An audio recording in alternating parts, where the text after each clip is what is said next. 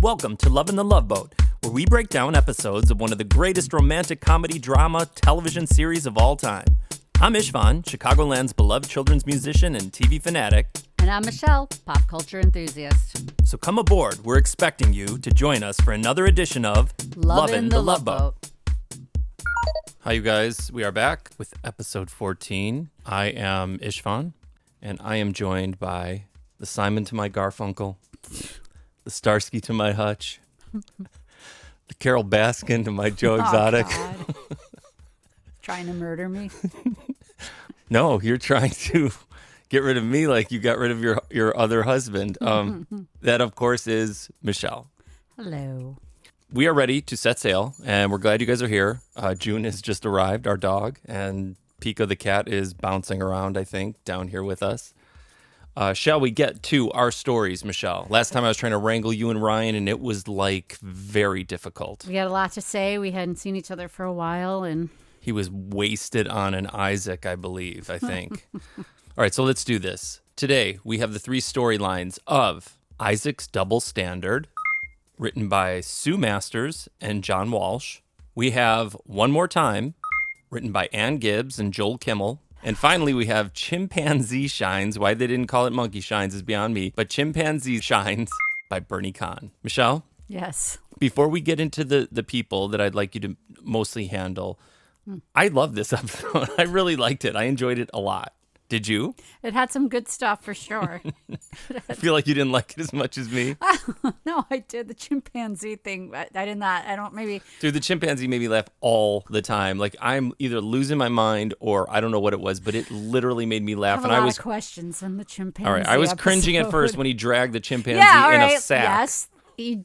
When Gopher was, and you could tell that the chimpanzee was literally in that bag for real when they dragged it. I can't even talk onto the ship, which was kind of set me off. But if you want to go through the characters or the guest stars first, we can before I get into my chimpanzee. I really do. Rant. So can you kick it off? I think so. For the Isaac's Double Standard was actress Tracey Reed, who I wasn't too familiar with. She was awesome, I thought. She was. And then the great Pearl Bailey. She was fantastic. And I did not get the gentleman who played the mom's boyfriend. The dentist. The dentist, Ray Harwood. That's who his name is. He was dashing. Billy D. Williams Sr. He certainly was. Oh, my God. That guy was fantastic. Yeah, he should have been credited. Okay, who else do we have? And then One More Time, back to their classic fighting couple, which I thought this was very funny. I thought they handled this really well, and sometimes the funny story is just kind of trivial. This was kind of substantial in a way. I thought it was great. Yeah, I thought it was awesome. Like a groovy Don Adams. Oh my God, he was dressed like gold dog tags. I thought it was a razor blade at first, because this was the height of cocaine, late 70s into the early 80s. But it was like a dog tag, and then it kind of changed up as he had his shirts fully unbuttoned. Yeah, I don't need to see Get Smart. I was in a sexy mode. In his tight slacks? Man, oh man. His longish hair. Yeah, I thought he looked great. He did. He was I thought he looked groovy. I thought he looked awesome. And then he was paired up against Nanette Fabray. She was great on this? She was. I mean, as you know, she's a classic actress. And, it was bothering me because I'm like, what else was she from? And when I looked her up, she was Bonnie Franklin's mom in One Day at a Time. Oh, So then I was like, oh, yeah, I don't remember that. I do. I watch that show all the time. I don't remember that, though. Okay, continue. No, I was just going to say, and she's also the aunt of one of my mom's favorites, Shelley Fabray. It all comes back to Shelley Fabray. Who's Shelley Fabray? My mom's other favorite actress I had mentioned next to Michelle Lee. She was on the Donna Reed show, I believe. She played the daughter. I know the name. And I'm sure I know what she looked like. She was Coach's wife and Coach. And then who else was? Oh, we have Louise the chimp. Yeah. And then there was I didn't quite understand. I guess that fit in with the chimp, the daughter with the nose job. Oh yeah. I didn't write down their names though. Yeah, I don't know. I don't know that either of those two people were credited on this. Mm-hmm. Oh wait, I have Allyn Ann McLerie. I don't know which one that was, if it was the mom or the nose job daughter, Can I ask you a question then? No, you can. Yeah. Did they ever explain why he had the chimp on the ship? No, because that's a great I was point. trying to listen. I'm like, Why is this chimp on the ship? No, they really, that's such a weird oversight. Maybe they couldn't think of a reason why, like, his friend is a magician, or I don't know who his friend was, what they were doing, and why they had a chimp. Was he babysitting his He friend's was, chimp? and he's the only one that could look after on a ship. The chimpanzee, and he thought he was going to have this time off, but he didn't, so that's why he had Could have at least brought her some change of clothes. Well, here, initially, he comes on, he doesn't want anyone to know Gopher, and then immediately, of course, because Captain Merrill Stubing has some sort of sixth sense about these things, he comes looking for Gopher specifically, because that is, in fact, his job, is to greet everyone when he comes on, and he's wondering, where is he? Mr. Coy, I always enjoy greeting the passengers, but where is Yeoman Purser Smith, the officer who was paid to do it? Sir, maybe his car had a flat tire. Maybe it didn't. Maybe it didn't. Shortly thereafter, Nanette Fabray, whose name I don't know what it is on the show, actually, she was like kind of a star, right? Right, Michelle? Like some sort of like, I don't know what her real sort of her skill was. Was she like I guess she was just like a performer, you know? Like a Vegas type lounge performer. So she makes a completely grand... Oh, her name is Mitzi, and then his name was Lenny. That's right. Mitzi makes a pretty grand entrance onto the ship. Oh, hello, Miss Monroe, welcome. Oh, my darling Jenny. Julie. Of course, Jackie. I can't tell you how thrilled I was to be able to squeeze in another performance on board your floating nightclub. You know, I said to my agent, you have simply got to cancel all my other bookings. By the way, I found you an accompanist. Wouldn't you know my pianist would come down with the flu the first time in ages I get a booking? Well, I mean a great booking. Well, this may turn into a stroke of luck.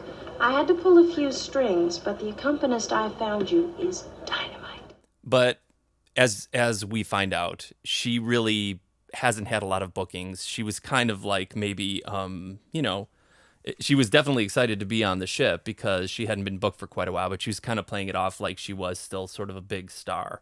And she did not have an accompanist, and she finds out that the person that Julie... her ex-husband, Don Adams. You know, dear, a good pianist is hard to find, but then so is a good man. A good man. Hi. Who's the banana? Lenny came in. Mitzi Monroe. Lenny, I was just telling Mitzi all about you.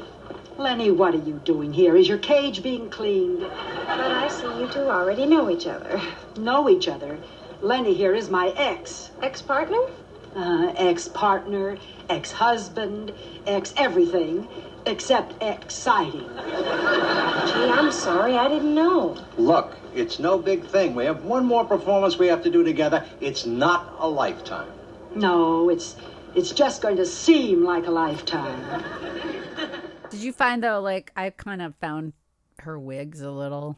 Oh, completely distracting? Distracting, especially when she had, like, was it a headband or... Yeah. Something tied around her wig. Yes, absolutely. Well, Pearl Bailey's rocking a wig, too. All the ladies are rocking wigs. But Pearl Bailey's just seemed more natural. It did look better. And Pearl Bailey is amazing, so... Yeah, she was great. You can't. But so was this woman. Yeah, her wigs, she though, is too. They were definitely distracting to me. But Pearl Bailey was such a huge presence when we were kids. Like, was she? Yeah, she was on... Wasn't she? Didn't she do a battery commercial? Battery commercial? Am I making that Robert up? Conrad did. I dare you to knock this off. I dare you to compare anybody's batteries, with alkaline power cells. Well, yeah, you could tell that story. You guys, when I was a kid, for some reason, I don't know why, but at my family's, like, I think it was like a 4th of July, actually. It's kind of appropriate. We're in that period of time. They had like this huge party, and it kind of coincided with my great-grandmother's birthday party, and she was like the matriarch of the family. So all of a sudden during this party, it was like lots of people that you hadn't seen for long periods of time. So it was extra exciting as a kid. Robert Conrad was at this party. Because the neighbors were... Yeah, somehow connected. Let's not say much more connected. than that, okay? And then, of course, my outrageous uncle... This was at the time when this commercial was very big. If anyone remembers sort of like I don't know if it was the Duracell, Copper Top, whatever it was, but he's like...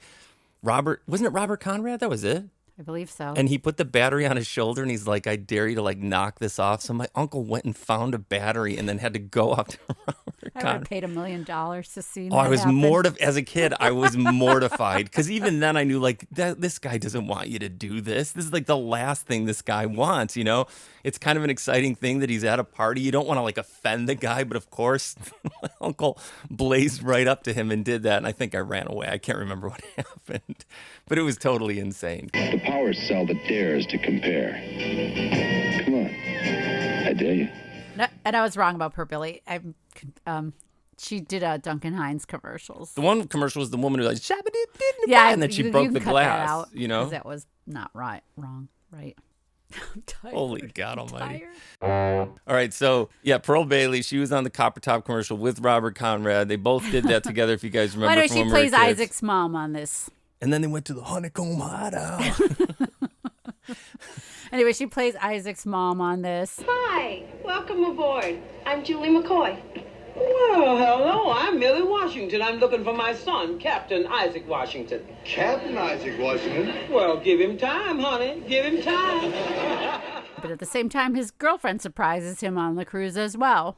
She was the whole package, this person. She really was. And Isaac should have hung on to her. Not like that Roxy Blue. No way. Roxy Blue was lame, man. This person was fantastic. Isaac!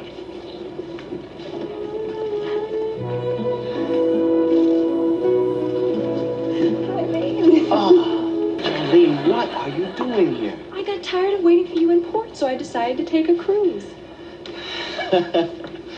Good deciding. Except one thing, my mom's coming on this cruise too. That's okay. I don't mind sharing you with an older woman. Hello. I want you to meet Gopher. Gopher, this is my girl, the one I've been talking about. Oh, right. Hi, Martha. Helen? Lisa. Just kidding. Just kidding. This has to be Charlene, right? Hi. Welcome aboard. Charlene, I think I better show you to your cabin. You keep an eye out for my mom. Sure. Should I let you know when Martha, Helen, and Lisa arrive, too? Cute. Very cute. So Isaac, for some reason, is torn, though, right? I didn't understand why he was torn, because he's excited that his mom is coming on, but then he has this woman coming on. It's not as if he didn't want the mom to meet the woman. Did he not? I didn't know what the conflict was. Could have been perfect. Like, hey, you could meet my mom. She's on this cruise. Because she surprised him. She wasn't supposed to be on the ship. Right, I said that. The girlfriend surprised him on the cruise. But I'm wondering why there was like this like weird, like he didn't want her to see her or whatever it was. You know what I mean?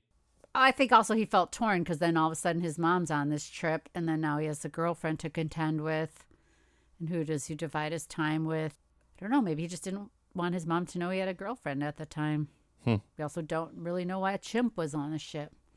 A lot of mysteries. Or why a girl with a nose job went on the cruise ship with her bandages on. Oh, yeah, we're blazing past that, too, because there is that whole scene with the sexual mom and then the daughter who has a Band-Aid on weeks after she was told that she should take it off. But she's too nervous to take it off because she's afraid of what the results might be under her bandages. And it was just like a piece of tape. It wasn't even like a...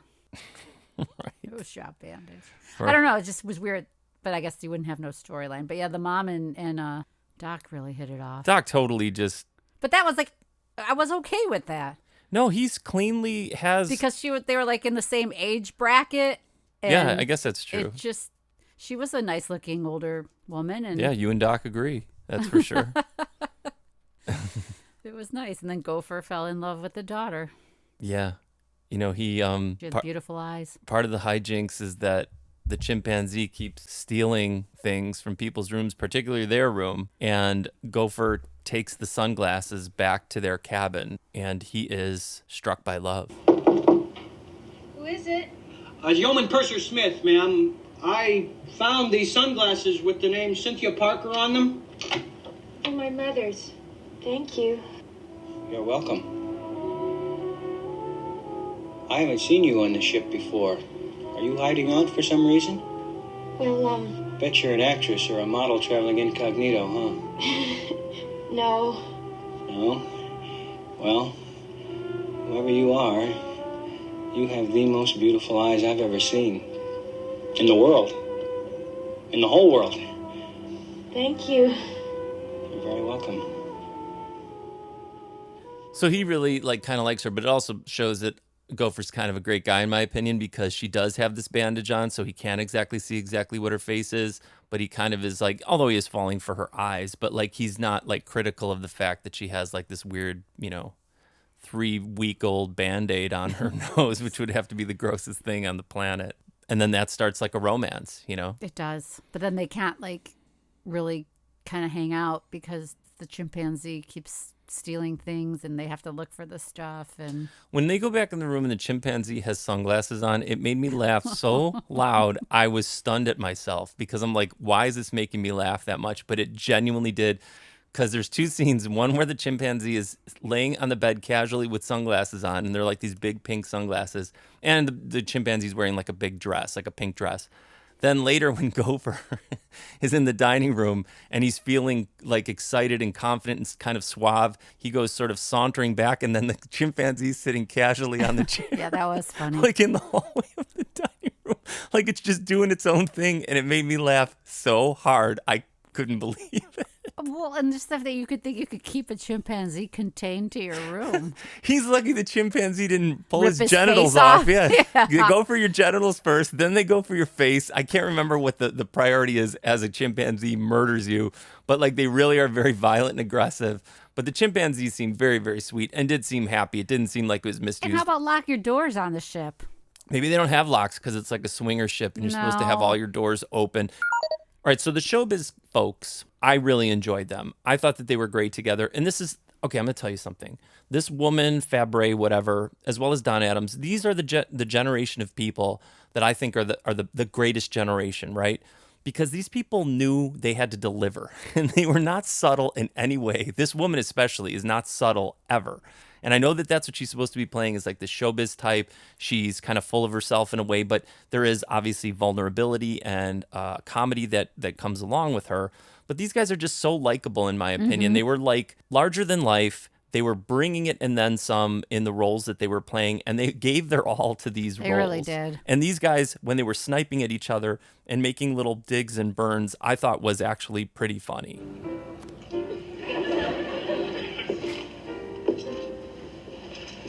Hi. Oh, I understand you were working up in the Poconos. How'd you like it? the Poconos. Oh, the Poconos are like mountains to me, you know? I mean, they're sort of hilltops in the valleys of despair.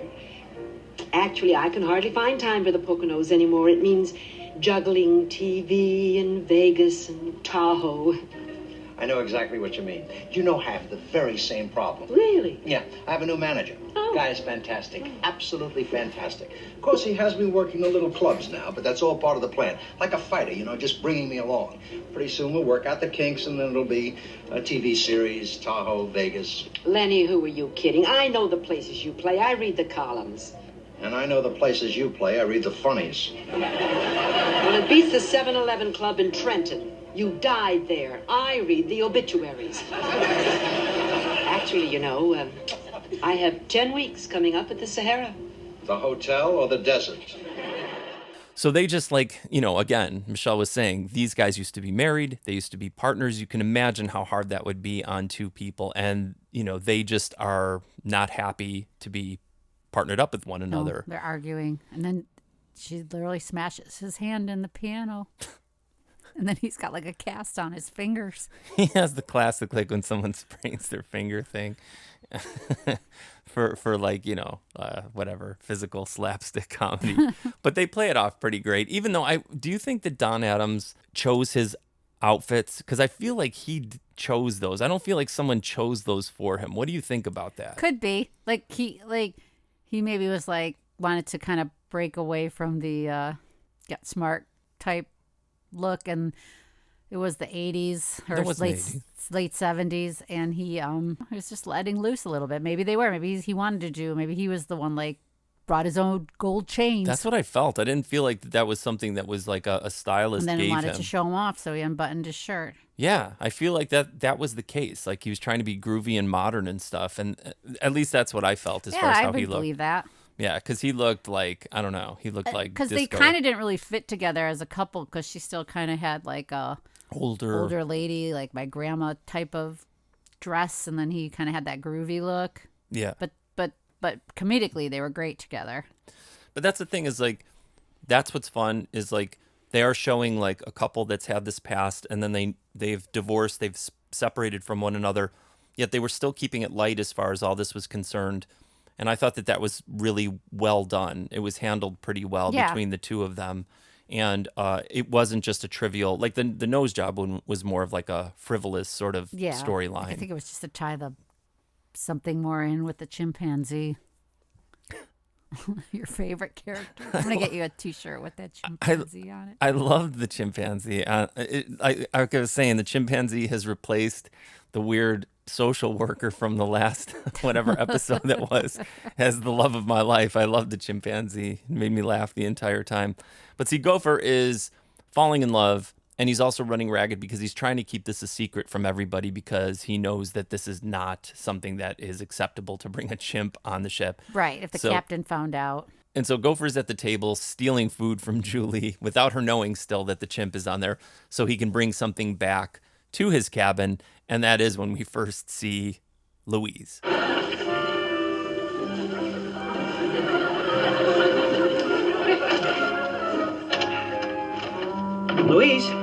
Louise, come out, wherever you are. I brought dinner.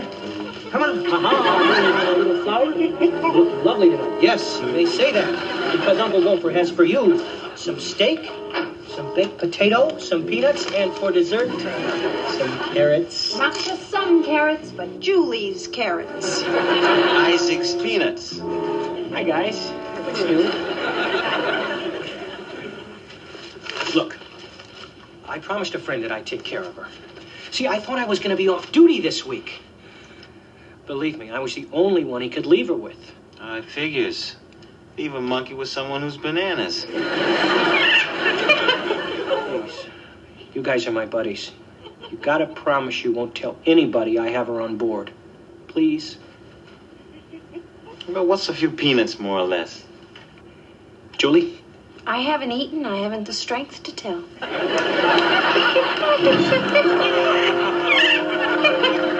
Oh, that's just her way of saying thanks.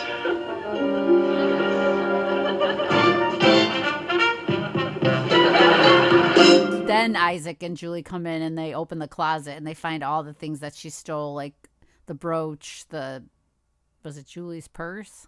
All kinds of stuff. All kinds of stuff. A closet full of stuff that the chimpanzee had so much stolen. stuff. And nobody else reported a chimpanzee. If you people want to start a criminal sort of network, get yourself a chimpanzee because they can steal stuff no one even notices. They just wander around in a dress. No one's going to know. Because it has a dress And then on. how do you get in trouble for that? It's not your fault. The chimpanzee stole stuff, right? It's a good alibi, right? Right.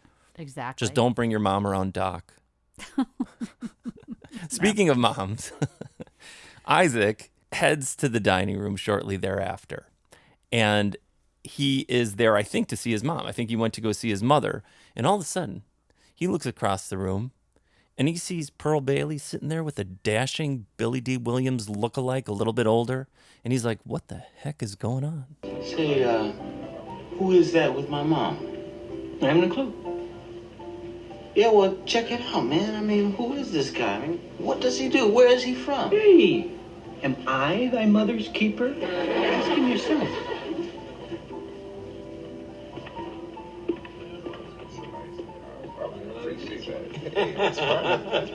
Oh, Isaac, this is my son that I haven't seen in the last 24 hours. Nice to meet you, son. Now, this is Mr. Roy Harwood. How do you do? Hi. You know, you're starting to see how it's living up to the title of double standard because Isaac is not happy with this scenario that his mom is with someone else. Yet he's in a similar scenario, obviously, with his girlfriend. But you can understand it because... Well, yeah, because his dad died. His dad passed away. So it's like a replacement. And I guess, you know, you really don't want to see your mom. Right. You worry. So, well, that's the thing is like he sees this man with his mother in the dining room. Now, throughout this, the mom she's just very, very sweet. Pearl Bailey is great. And she really does play the role of kind of like an awesome mom, just like a really cool, she offers nice. to sew his jacket because it's ripped. That's the thing. She notices that right away. I can't understand how the captain would allow that, him walking around with some sort of frayed jacket. There must be some kind of tailor on the ship. Right. That we have not yet met. I'm sure we'll meet the tailor later on. I wonder who's going to play the tailor. But So she sees the rip, and then she says, bring the jacket to me, even though the girlfriend says the same thing, showing what a nice person she is. Showing that they're similar. Yes. So he does bring the jacket to the room. Now, this is after he's seen this gentleman, and he goes into the room to just, obviously talk to her, and he goes there to warn her and to kind of scold her, right? So Isaac when he brings the jacket, he starts confronting his mom about the boyfriend and saying that, like, on this ship, men are just after one thing. Right. But then all of a sudden, who comes waltzing out of the bathroom? I found that shocking. Why? I just didn't expect the guy to be in the room. I didn't know that either. I didn't know that they had come on the ship together yet. It surprised Isaac, and it surprised you. It did.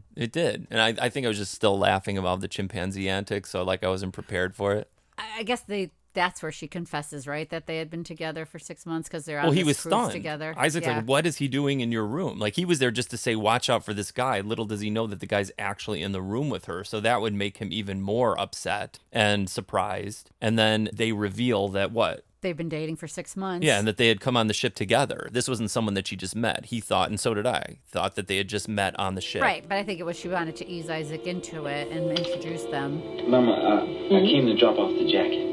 Now, didn't you see the sign in my window? In by 9, out by 5.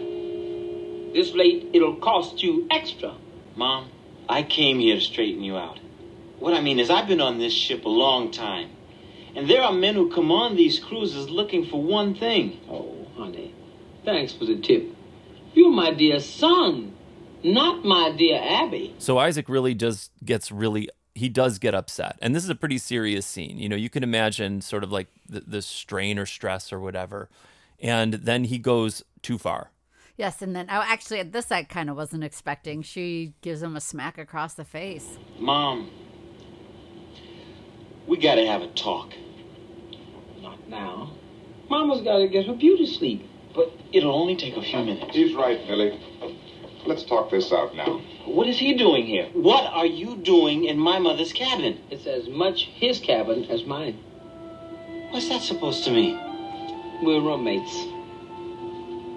We came on this cruise together. I wanted to talk to you, but I haven't had a chance. Yeah, I can see you've been too busy. Not me. You. You see, this is not the kind of thing you can whisper in your son's ear while he's mixing a Harvey wall banger. Your mother and I have been going together for 6 months. Going together? I want to marry her, Isaac. Yeah, well, what's holding you back? Now, listen. We're in love. But I'm just not sure that I want to get married. When you get my age, it takes longer to make that big decision. Well, I can understand that. Instead of getting married, you want to be some sort of a swinger.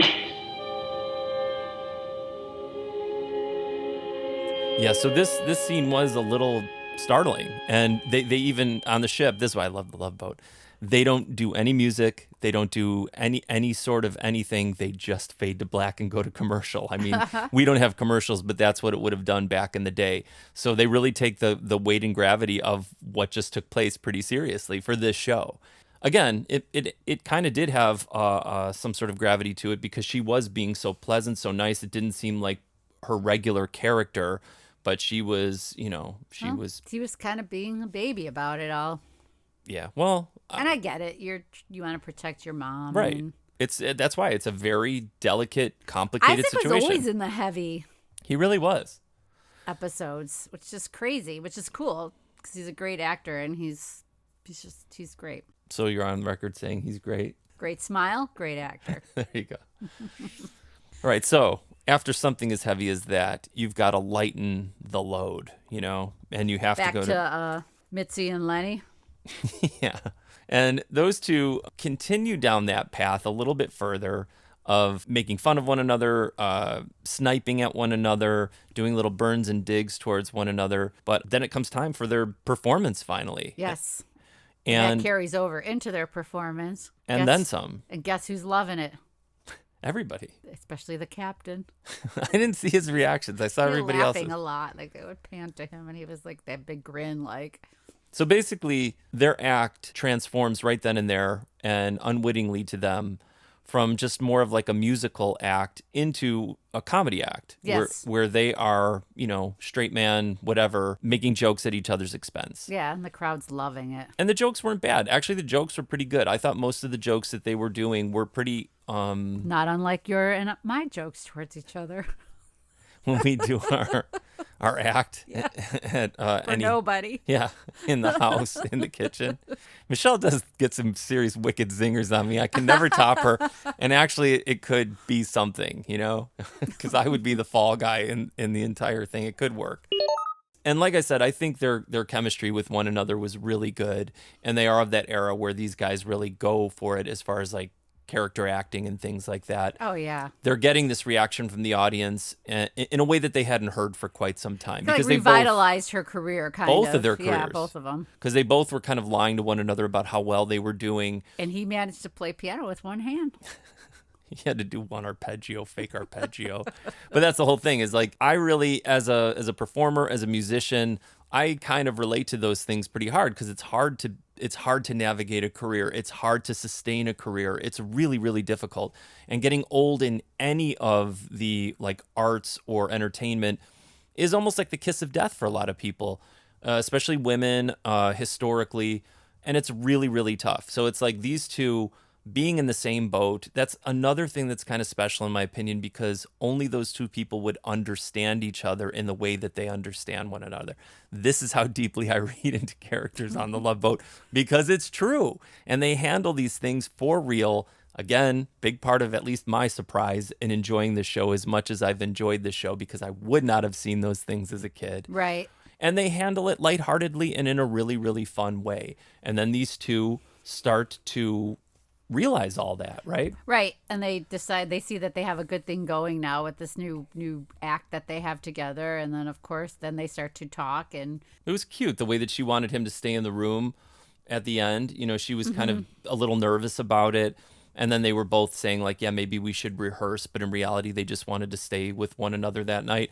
And I thought that honestly was very sweet. And I really enjoyed that. Again, I love those kind of happy endings and stuff. So it's like, the way that they handled that, I thought was really cool, and I enjoyed this storyline a lot. Yeah, I thought it was good, and it was nice that they got back together and wrapped it all up. We could go back to Isaac, where like Dad, Captain Stewing, has to get involved. Because then they're all when they're all having coffee in his captain's quarters. I thought that was great too, though. I thought so too. They were having a nice, mature conversation about like the generation gap and things like that, and also how it's different for them. Like the other people can, younger people can do things, but they can't. Right. And then they sort of like, I thought like stoically and wisely were sort of coming up with a solution to this problem, not in a mean way, not in a malicious way, just like being wiser and older, you know? And I have this quote written down from, I think Pearl Bailey said that it takes a good man to admit he was wrong. After that, then that's when they speak to one another, right? And like Isaac's in the room with his girlfriend, they're about to go swimming, and then Pearl Bailey comes to the room, correct? Correct. And then they have like a really, really nice, it's really a wonderful moment, because the girl is so, I mean, I wish that, I know they can't do that because everyone has to stay free and easy and sexy single on the ship, but like she was awesome. And then she was trying to tell him, how he should be acting towards his mom, which all was completely correct and wise. He still was feeling hurt. Well, hang on, let me, they did it better. Hang on. Okay, baby, I'm ready. Let's go swimming. I don't feel like it. Isaac, why don't you go apologize to your mom? Apologize for what? I was only trying to protect her. Protect her? I wonder how she got along all these years without you. Isaac, you flew the coop a long time ago. Now it's time for her to spread her wings. I don't understand your attitude at all. That's because it's not your mother. Hey, a mom can't hold on to her son, and a son can't hold on to his mom.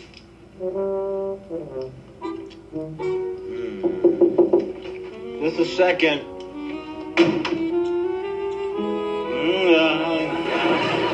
Sorry. Your jacket's fixed. Thanks. Well, actually, I came to warn Charlene. You know, honey, there are men on these cruises who are only looking for one thing. It's not that way at all. I mean, you and I have been going together for a long time. Well, what I mean is, this is different. The only difference is I'm not your mother. Seems to me you got two sets of standards. One for me. And one for me. Ladies, oh, you completely misunderstand what I've been trying to say. I can't wait to hear this. Well, what I'm trying to say is...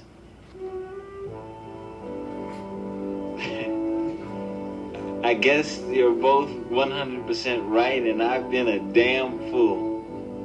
Well, we're not 100% right. Maybe 99. I guess a son never thinks any man is good enough for his mom. You know, it takes a man to admit when he's wrong. And I raised a man who sure knows how to pick a good woman. And a pretty one, too.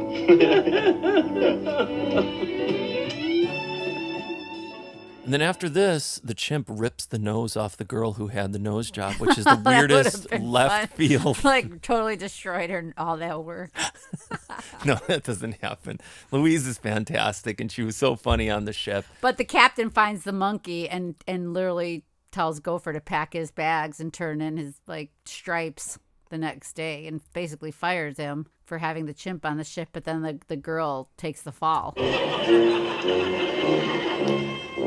Captain Stubing, Captain, you're not going to fire Gopher, are you? Miss Parker, I understand your personal involvement, but this is ship's business. I prefer not discussing it with the passenger. Good night. Captain, the monkey's mine. I didn't want to leave it home, so I brought it with me. Gopher was protecting me. If anyone should be punished, it should be me. Then it will be. What are you going to do? The captain just fires Gopher like it's no big deal, you know. All the time. I thought that was a little extreme. I love Gopher. How could you just fire the dude? I know having that he a chimp on the ship. Broke the rules. Maybe he could have told someone why his friend owns a chimp, you know what I mean? And he couldn't take care of it that weekend or that week. And so the next day, Gopher shows up, ready to go, all sad. He has his little epaulette things off in his hands. He has this cool, like, Pacific Princess windbreaker on. Yeah, so then he shows up getting ready to, like, be taken off the ship, and the captain just, like completely confused as to, like, what are you talking about? Yeah, and he calls him, like, what's the word? Chivalrous? Chivalrous? Chivalrous? Shittling? For taking the fall. Because I didn't think chivalry. Do your Captain Meryl Stubing. Do it. I didn't think chivalry still existed. You young people with your bump and hustle. I'm telling you. Go back and watch it when we're done here. I will, but yeah, so then he's like, you're not fired. Cut this all out if I'm wrong. No, you're not fired, bro. You're still on this ship. You're my main man. You're my gopher. You're my chimpanzee smuggling friend. You can stay as long as you like. And he's like, oh, cool. And so that was taken care of. But that was a little bit of a twist that you kind of weren't expecting. Right. And I thought that was kind of okay, even though I don't like the stress and trauma of knowing that Gopher might be fired. It's very upsetting to me. After that, I mean, basically it's done. They did really resolve these things pretty nicely, I thought. You know, all of these storylines were done really well. Felt great to me by the end of it. It was nice to meet Isaac's mom. Yes. I wonder if they will ever mention this girlfriend again. Probably not. Yeah, probably not as well. I mean, though she was a cool. You should stick with her. Well, you guys, I think that really does wrap this one up. Again, I am in the heat of shows. Michelle is on her way to a camping trip with Girl Scouts this weekend. We're getting them in. We're getting them done. We hope to see you on the next cruise, episode 15. I have not looked into the future. I'm waiting for Billy Barty to be on. I've mentioned that already. I can't wait for that episode. I know exactly what's happening. His handsome son is going to be on there. Oh, that's right. Yeah, you know it. See, now you know which one it is. Yeah. Oh, that's a good one because that one's like, oh, that's I can't wait. Up, huh? But I love this episode, you guys. I am not going to sail away from this episode without saying I really enjoyed it. I hope you guys did too. I enjoyed it more than Michelle did, I believe.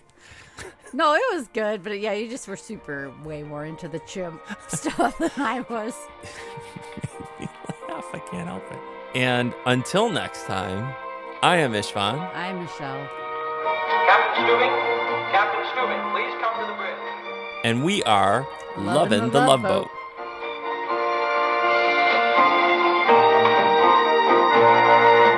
Bump and hustle, everyone.